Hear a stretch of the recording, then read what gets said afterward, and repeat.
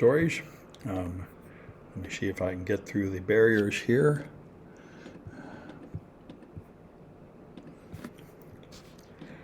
So, as you probably heard, Donald Trump brought in Hyundai, decided to open a factory in Georgia, and they brought in 300 workers from South Korea with what they thought was sufficient visas and what had been regarded as good enough in the past.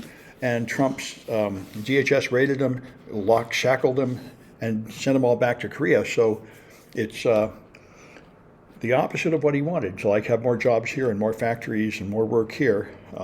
So he's trying to tell them to come back. I don't think it's a good idea for any foreigners to come into America right now. It's been repeatedly shown that ICE will just grab anybody and throw you in prison and not give you a lawyer and not let you contact your family. And it's pure luck whether you ever get out, regardless of whether you're legal or not. So anyway, the South Koreans have figured that out.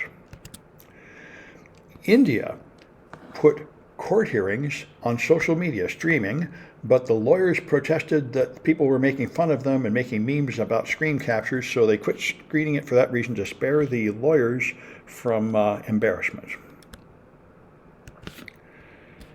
Windows 10 support is coming to an end in about a month. This means an incredible amount of hardware is now essentially useless. You could perhaps install Linux or something on it, but most people are going to just throw it away. And I think these Surface Hubs are the things that are the size of a table.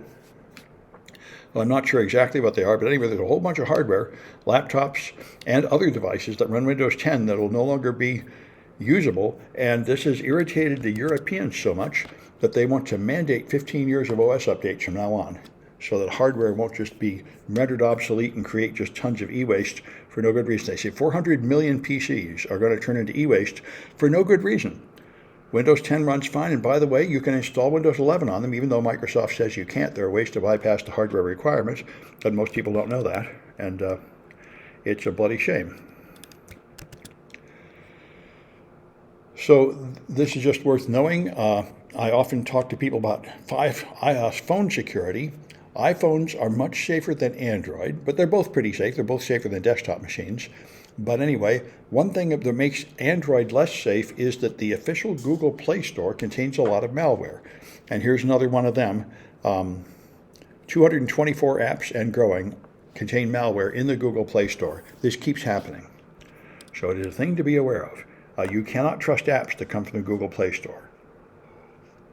You can trust apps from the Apple App Store much more. They're much more vigorous about keeping out the malware. And so I mentioned we are going to cover, I think, Rust in this class. We're going to do some Rust projects. You can see why Rust is safer than all the versions of C. However, C++ was going to imitate Rust, but they've rejected this as something else takes priority. In general, the C++ developers are very hostile to Rust. They feel like C is fine and it's the developers' fault for not being more careful how they program with it. That's been their song for 20 or 30 years now.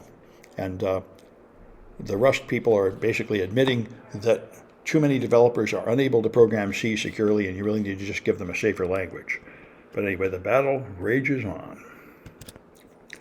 And I saw recently a list that said that the main thing people use chatbots for is therapy/friendship, which is a really bad idea, because it's not like a real friend who has some common sense, who understands what you're saying and might even offer you some good advice. It's like the worst possible friend that will just encourage you in whatever bad ideas you have and crazy ideas you have and sort of drive you insane.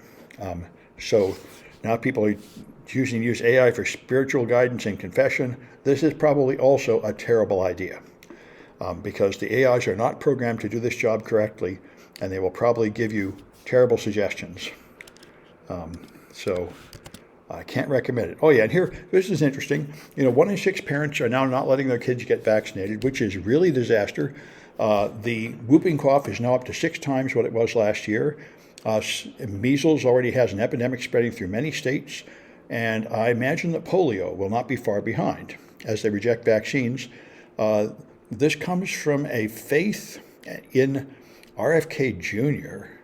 and Trump, And they study it, and they say the main thing is these people are very religious. And I understand that I was raised in a religious town where you believe that you're following God's law, and that's more important than science or authoritative things like the CDC and so on. So they think they're doing the right thing by not getting vaccines. But of course, they're risking their own lives and their children's lives and the lives of everybody around them to whom they will spread diseases. It's too bad, but that's where we're at. And I think a very popular belief in Christian circles is that Trump is chosen by God, which is why he didn't get killed in Butler, Pennsylvania. That was God interceding, making him the anointed king that we must follow. So it's hard to argue with that kind of position. I mean, these people have a different idea of how the world works and a different idea of the purpose of life. And they would say, you know, if I don't take the vaccine and die, but it's in the service of God, that's still the right thing to do. And I don't know how you argue against that. So anyway, that's enough of the news.